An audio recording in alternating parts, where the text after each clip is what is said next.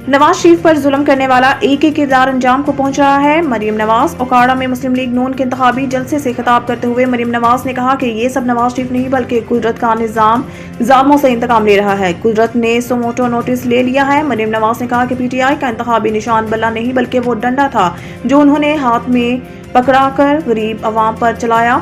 इसी डंडे से फौजी तंसीबात पर हमले किए गए, लिहाजा एक दहशतगर्द जमात को सियासी जमात का निशान नहीं मिल सकता। उन्होंने कहा कि जालिम को आज मुंह छुपाना पड़ रहा है, कभी प्लास्टर चढ़वाकर और कभी व्हीलचेयर पर बैठकर ड्रामे करता है। दूसरों को चोर चोर कहने वाले ने घड़ी भी नहीं छोड़ी, इसलिए इंतखाबी निशान चोरी शुदा घड़ी होनी चाहिए थी।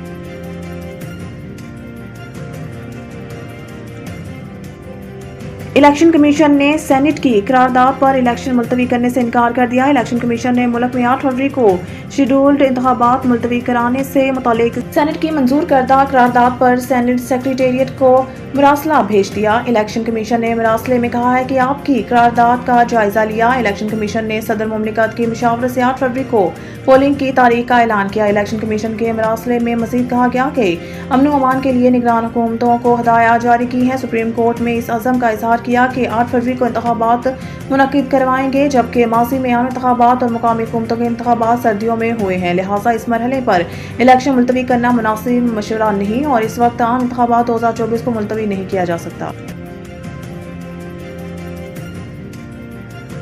मान लेते हैं इंट्रा पार्टी इलेक्शन में खराबियां हुई, लेकिन ये कौन होते हैं फैसला देने वाले? लतीफ खोसा से पूछा गया कोई एक वजह या पॉइंट बता दें जिसको लेकर चीफ जस्टिस काजी फायजी साहब बल्ले का निशान देते। इसके जवाब में लतीफ खोसा ने कहा कि मखसूस नशिस्तें छीन ली गई। क्या इलेक्शन कमीशन हेडमास्टर है? क्या इलेक्शन कमीशन मॉनिटर करेगा कि कौन सदर, जनरल सेक्रेटरी या अहदेदार होगा? इस सवाल पर कि आपकी जमात भी तो सबूत दे देती कोई के दुरुस्त इंतखाबात हुए। लतीफ खोसा बोले मान लेते हैं इंट्रा पार्टी इंतखाबात में खराबियां हुई, लेकिन ये कौन होते हैं फैसला देने वाले? पीपल्स पार्टी में ऐसे ही इंतखाबात हुए और बिलावल चेयरमैन आया था। पीपल्स पार्टी और नून लीग भी ऐसे ही इंतखाबात करवाती रही है।